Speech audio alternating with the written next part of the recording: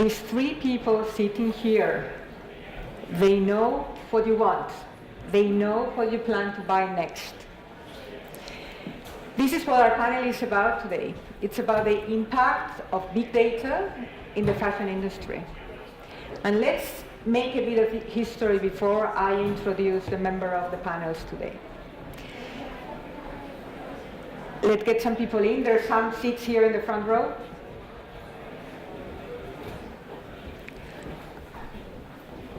Let's make a bit of history. I've been in this industry for almost 20 years.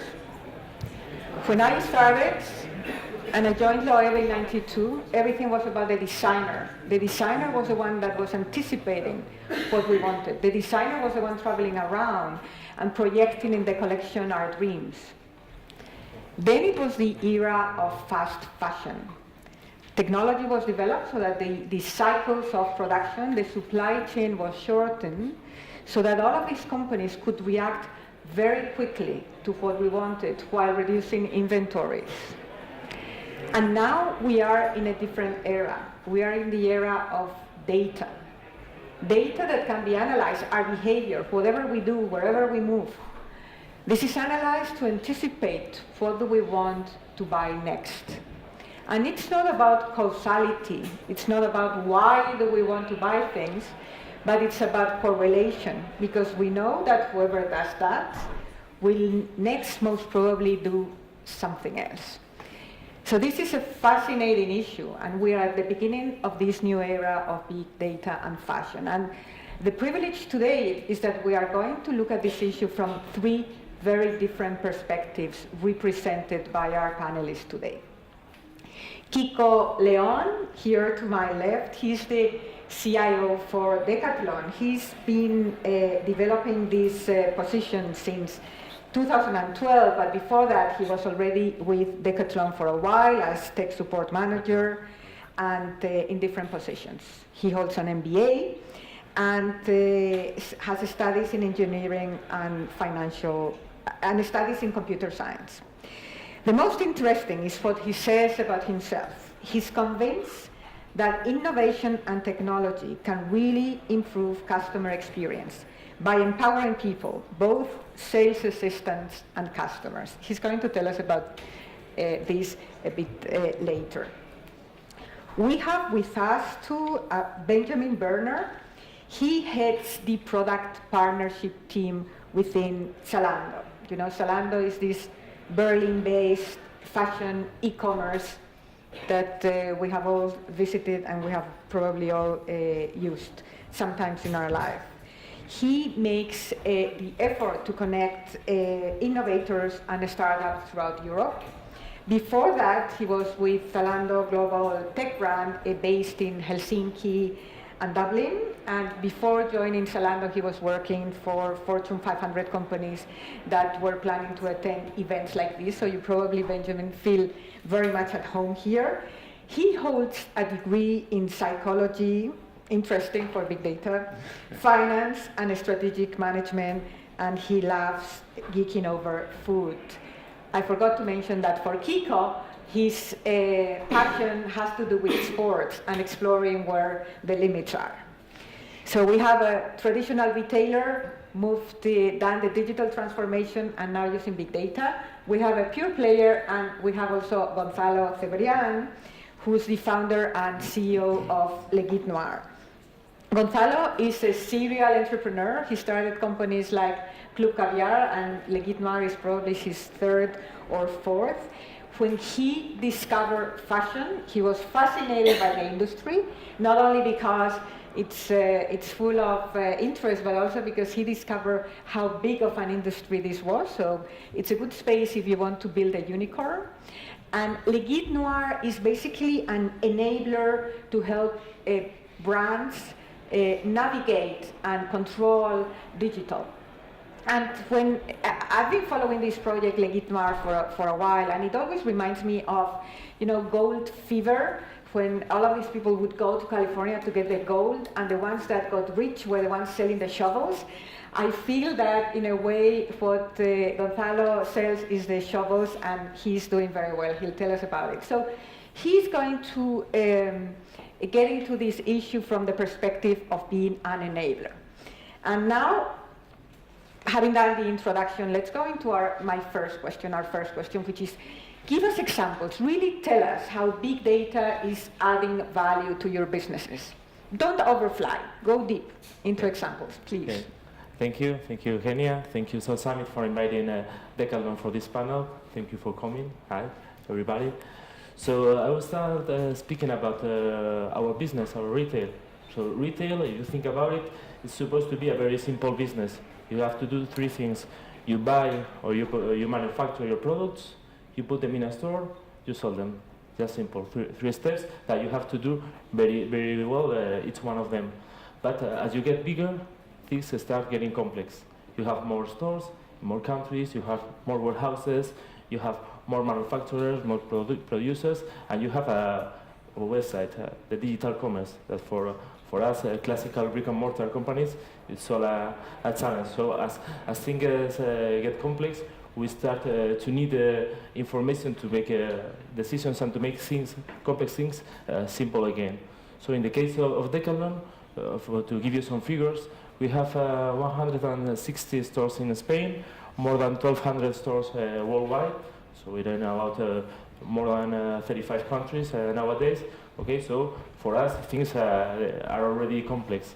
And what we are doing, how big data is helping us in our business, is on two ways. One way is from a global overview, okay, to make these complex decisions simple and take global decisions on an easy and simple way. And in this case, the best example we have is regarding the stock. Okay, for us as a big retailer, to have the right product at the right place at the right time, it's the key. Imagine you're a customer, you're going to a Decathlon store in the summer near the coast, and you can find the swimsuits. It seems to be something very logical, but we have to do many complex things on the background to allow the swimsuits to be in the coast stores in the summer. Okay, so for that we use many algorithms based on big data to help us finding the good routes to have the good product at the good moment. So we use information from the past. So we integrate the sales we did last years.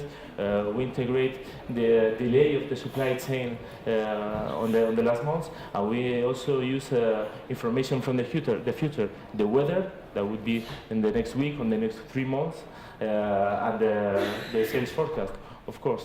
Okay, so it's something simple as a concept with many complex information that helps me to do a simple decision. Okay, and so that's an example from the global overview. If I go to the local, how big data can help people take decisions locally. When I say locally, I mean on each store. Okay, we have to find out which information is relevant.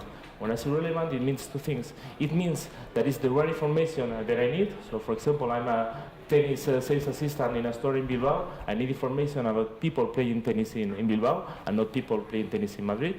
And relevant, it means that it's easy to understand and easy to use. It's not a big dashboard with 20 KPIs, but it's a very simple KPI that I can use, and it helps me to take the decisions.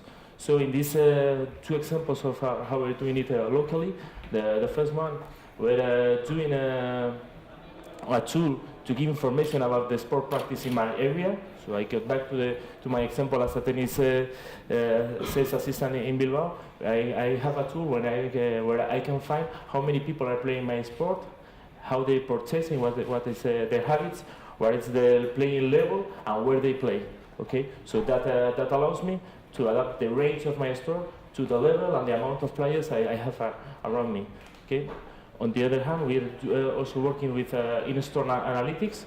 Okay, so different technologies to understand what's going on inside the store, where the customer is going, the things he likes, the things that maybe he doesn't see, the kind of communication we put in the store and he's not looking.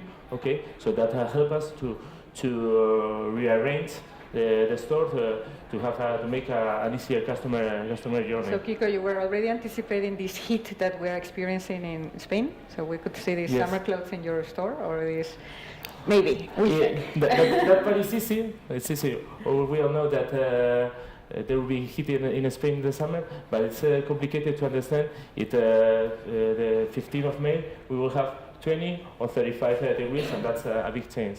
So maybe if we don't do our work properly, you will go inside the store and you will find winter coats instead of swimming suits. We'll check, we'll let you know. Thank you. We're going to listen to how Zalando is doing it. Give us some examples. Yes. Pure player from a very different perspective. You started digital, so it probably makes a difference.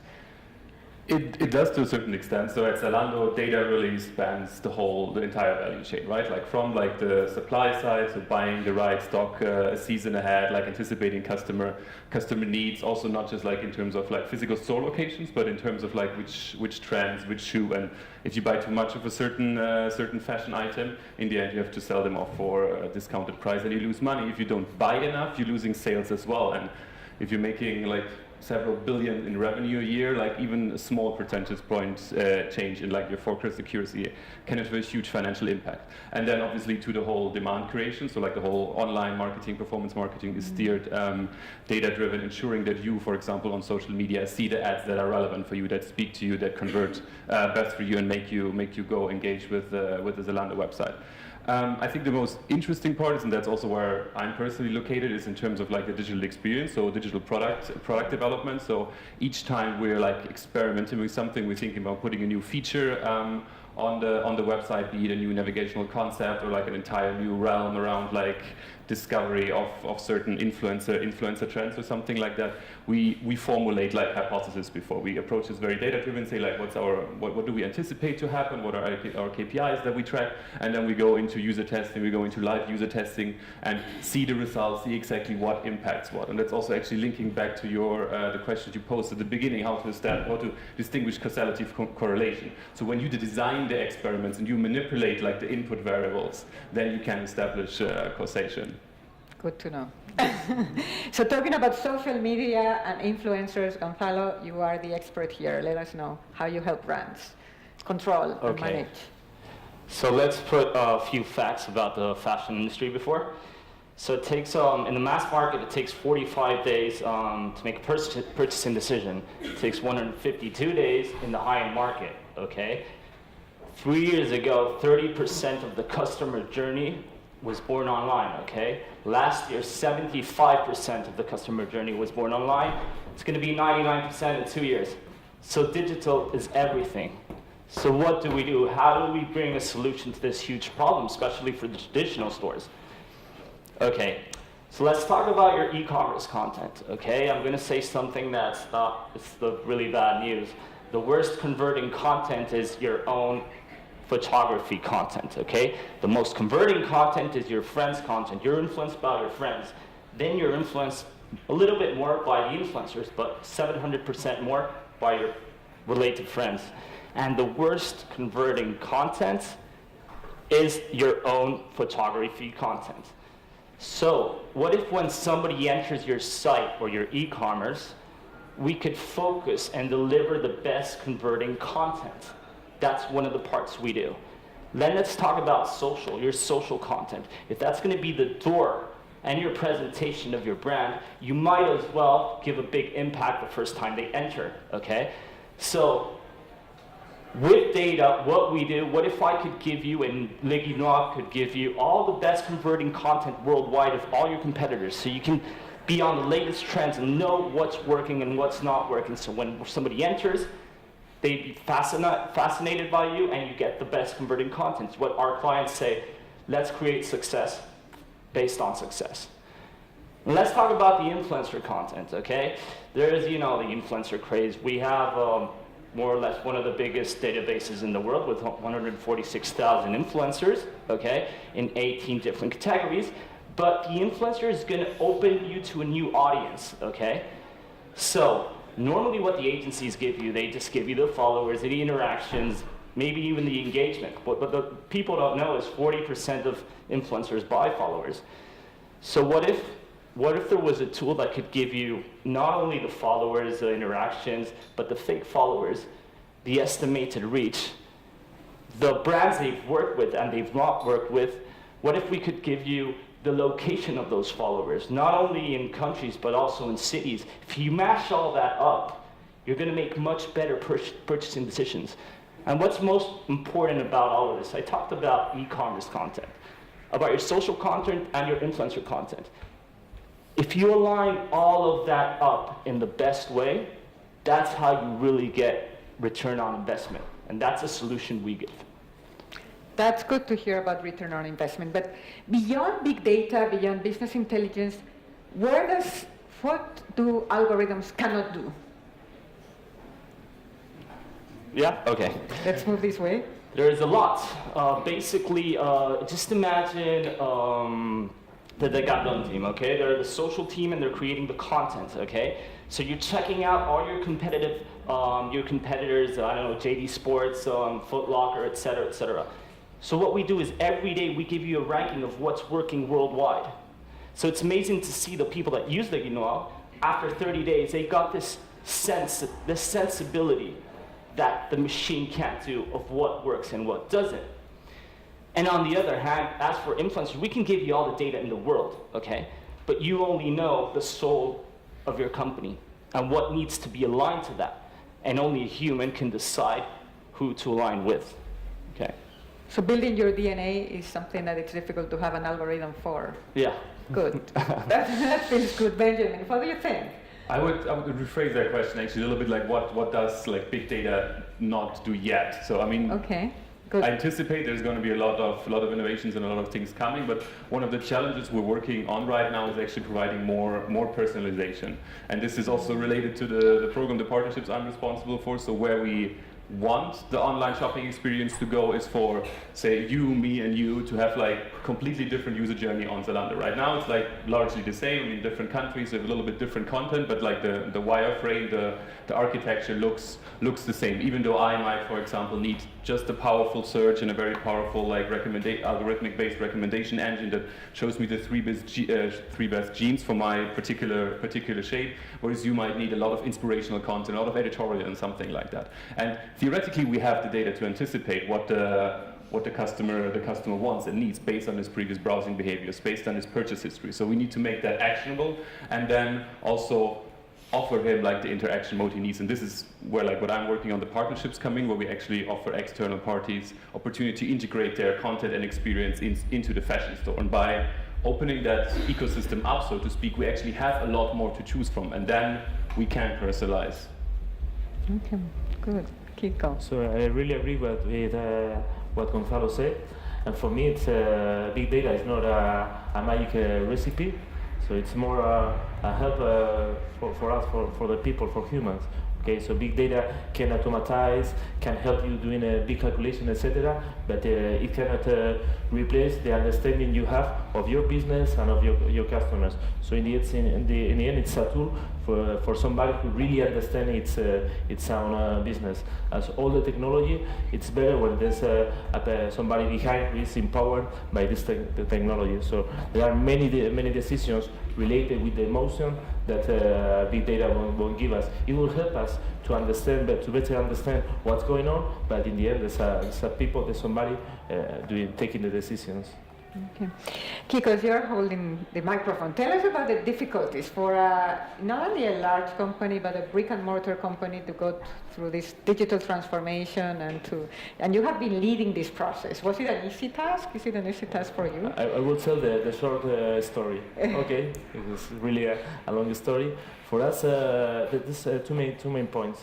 From a technical side, I won't be so technical explaining it, but from a technical side, there's a reality. Brick and mortar retailers like us, when we started to have digital activity, we started this activity like e-commerce site as a competitor from our stores. Okay, so they were separated activities. So you have one view of the customer physically on the physical store, and one view of the customer digitally, or the e-commerce customer, for example. So some years later, we realized, in the end, it must be the same customer.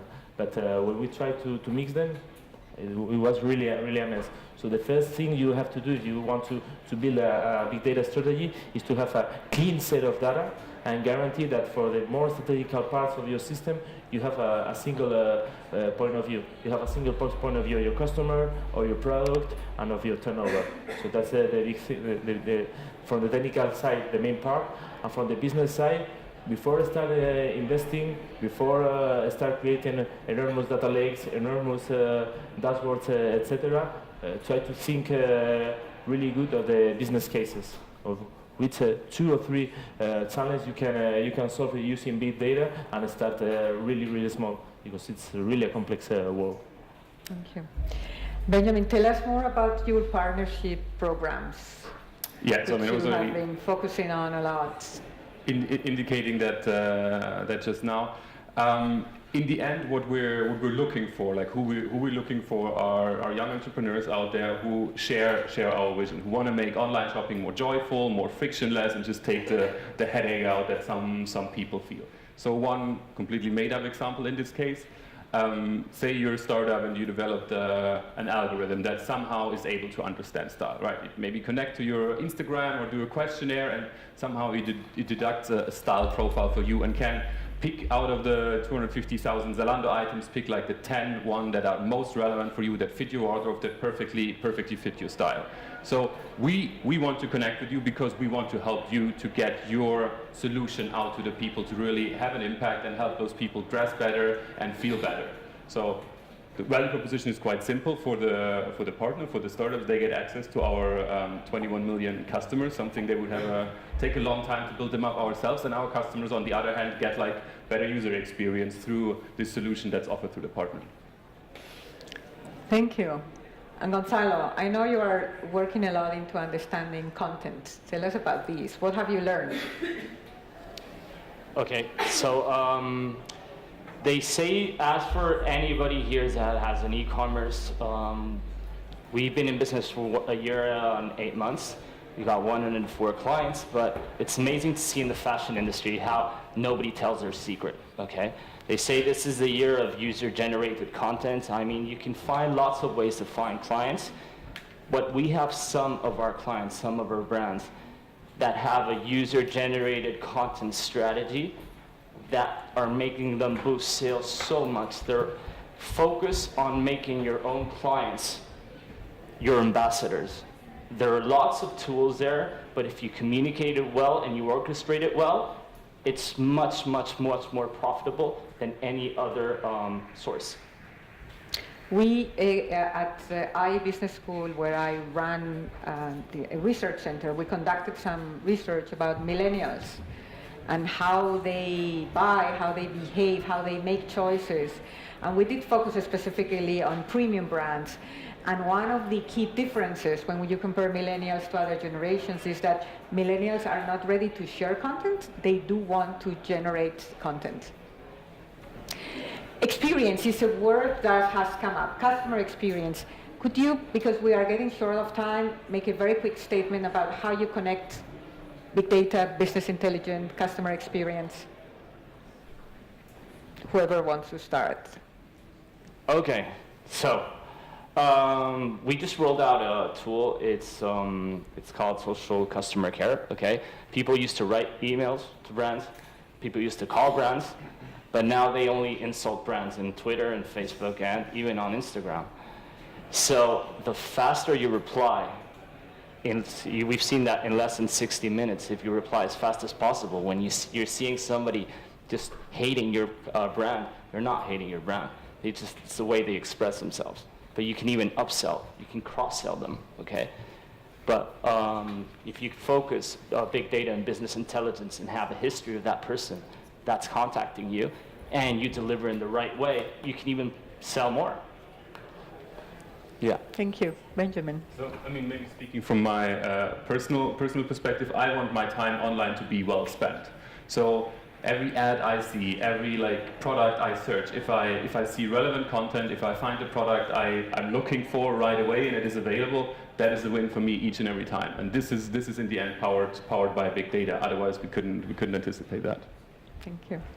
For us, when we design our products, we need to know what our customers need, how will they will use them. So we're using big data to better understand the sportswomen and sportsmen and how they use the clothes, the different things they need to do the sport, and then at that time create the right product for them. Well, thank you very much to our panel. Big data, algorithms, business intelligence, but also how this connects with DNA, personalization, emotion, and experience. We found out that it really has a connection. And now we know that you know what we want. Thank you.